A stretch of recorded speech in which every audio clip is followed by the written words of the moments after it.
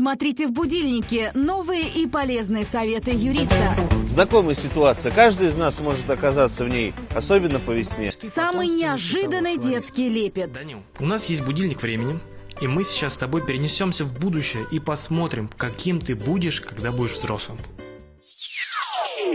Он жил в Ташкенте, а теперь в Липецке. Почему звукорежиссер будильника выбрал наш регион? Все это и не только в будильнике.